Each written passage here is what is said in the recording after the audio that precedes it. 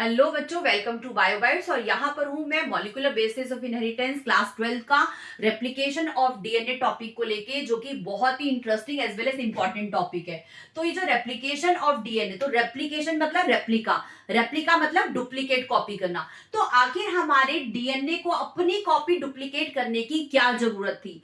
तो but obvious है, जब हमारी सेल डिवाइड करती है ना, तो हमारी सेल सपोज एक सेल है, एक सेल से अगर हमारी दूसरी सेल बन रही है तो दूसरी वाली सेल एम्प्टी थोड़ी रहने वाली है, वो खाली नहीं रहेगी।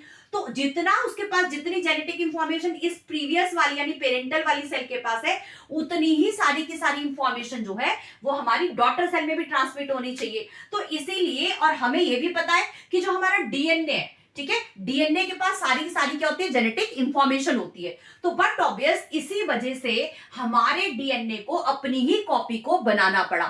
सो उस टाइम पर जो है तीन हाइपोथेसिस यानी तीन प्रिडिक्शन दिए गए कि शायद डीएनए जो है या तो कंजर्वेटिव मेथड से रेप्लिकेट कर सकता है, या फिर वो डिस्पर्सिव मेथड से रेप्लिकेट कर सकता है, और थर्ड है हमारा सेमी कंजर्वेटिव मेथड। कि वो सेमी कंजर्वेटिव मेथड जो कि वैटसन एंड क्रिक ने 1953 में दिया कि वो जो है सेमी कंजर्वेटिव मेथड से जो है हमारा डीएनए वो रेप्लिकेट कर सकता है। सो आपको अब ये क्लियर हो गया होगा कि जो डीएनए है उसको रेप्लिकेशन की जरूरत क्यों है।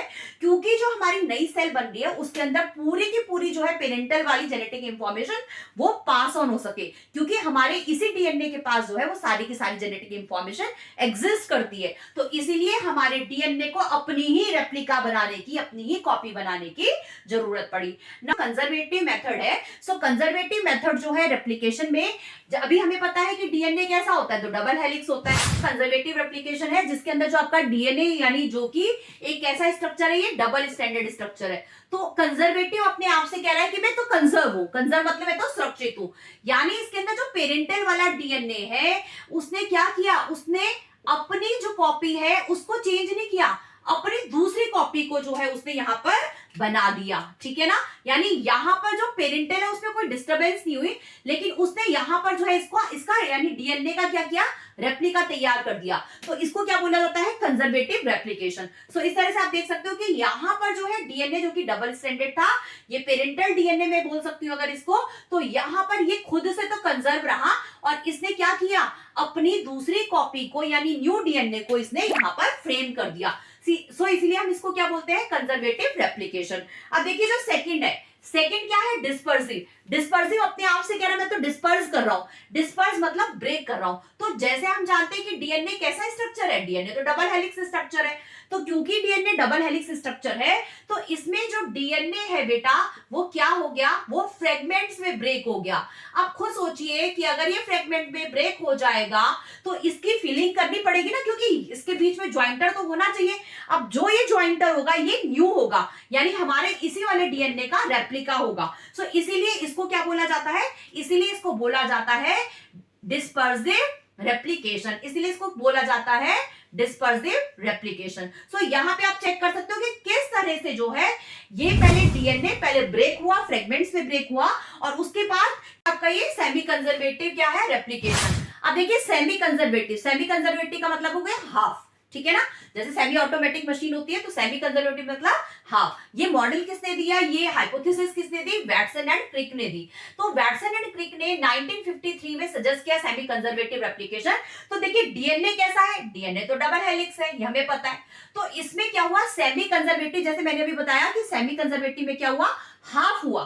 तो सबसे पहले जो हमारे दो डबल हेलिक्स वाले यानी डीएनए है, तो वो क्या हो गए, सेपरेट हो गए। देखिए इस तरह से यहां पर क्या हो गया, इनका सेपरेशन हो गया। इस तरह से दिखा देते हैं, इनका ये क्या हो गया, यहां पर सेपरेशन हो गया। अब जब मेरे दो हेलिक्स यहां पर सेपरेट हो गए, तो यहां पर इसको कॉपी करेगा ना, रेप्लिका बनाना है इसको, तो यहां पे रेप्लिका को ले लेते हैं हम, रेड कलर से ले लेते हैं। ठीक है, तो यहां पे देखिए ये रेप्लिका तैयार हुआ इसका यहां पर।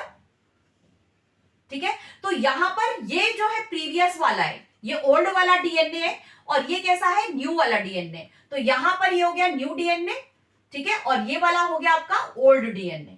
इसी तरह से यहां पर ये न्यू डीएनए, और जबकि ये वाला कैसा हो गया, ओल्ड डीएनए।